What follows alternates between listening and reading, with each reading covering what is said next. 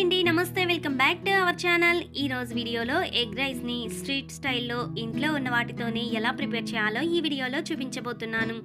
సింపుల్గా ప్రిపేర్ చేసిన బయట కొన్నదానికి ఏమాత్రం తీసిపోకుండా ఉంటుంది. దీన్ని ఎలా ప్రిపేర్ చేయాలి, దీనికి కావాల్సిన పదార్థాలు ఏంటో ఈ వీడియోలోకి వెళ్ళి చూసేద్దాం. ఎగ్ రైస్ని ప్రిపేర్ చేయడానికి ముందుగా స్టవ్ వెలిగించి స్టవ్ పైన ఒక కళాయిని తీసుకోవాలి. అందులోనికి 3 టేబుల్ స్పూన్ల వరకు ఆయిల్ను తీసుకోవాలి. ఆయిల్ హీట్ అయినటువంటి తర్వాత 3 గుడ్ల మిశ్రమాన్ని తీసుకోవాలి. ఇక్కడ నేను 3 తీసుకుంటున్నానండి. మీరు కావాలనుకున్నట్లయితే ఇంకొకటి అదనంగానైనా తీసుకోవచ్చు. ఈ ఎగ్ మిశ్రమాన్ని ఈ విధంగా ఉడికించుకున్న తర్వాత రెండో వైపుకు టర్న్ చేసుకొని రెండు వైపులా కూడా ఉడికించుకోవాలి. ఇలా ఫ్రై చేసుకోవడం వల్ల ఎగ్ తినేటప్పుడు క్రిస్పీగా ఉంటుంది. ఈ ఎగ్ ముక్కలు తినేటప్పుడు చప్పగా లేకుండా ఉండడం కోసం ఇక్కడ నేను చిటికెడు పసుపును అలాగే సాల్ట్ను యాడ్ చేసుకుంటున్నాను. ఇలా చేయడం వల్ల టేస్ట్గా ఉంటుంది, అలాగే మంచి కలర్గా కూడా ఉంటుంది. ఇలా ఫ్రై చేసుకున్న ఈ ఎగ్ మిశ్రమాన్ని ఒక ప్లేట్లోనికి తీసుకొని పక్కన పెట్టుకోవాలి.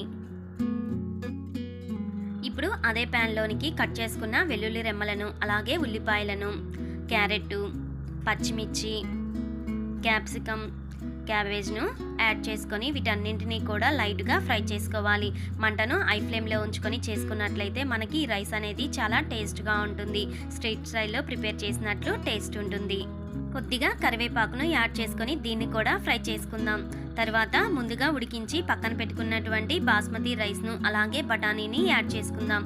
చిటికెడు టేస్టింగ్ సాల్ట్ను యాడ్ చేసుకుందాం. ఇది వేయడం వల్ల రైస్ మరింత టేస్ట్గా ఉంటుంది. అలాగే 1 టేబుల్ స్పూన్ వరకు సోయా సాస్ను, అలాగే 1 టేబుల్ స్పూన్ వరకు వెనిగర్ను, రుచికి సరిపడా ఉప్పును, అలాగే 1/2 టేబుల్ స్పూన్ వరకు గరం మసాలా పౌడర్ను, 1/4 టేబుల్ స్పూన్ వరకు మిరియాల పౌడర్ను యాడ్ చేసుకొని ఈ మొత్తాన్ని కూడా రైస్కి పట్టే విధంగా బాగా కలుపుకోవాలి.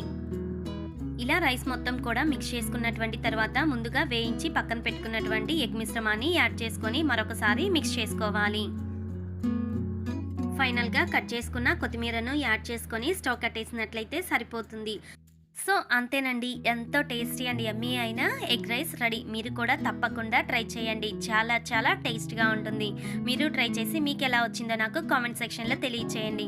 మరి నా వీడియో మీకు నచ్చితే నా ఛానల్ని సబ్స్క్రైబ్ చేయండి. అలాగే లైక్ చేయడం, షేర్ చేయడం, కామెంట్ చేయడం అస్సలు మర్చిపోకండి. Thank you for watching.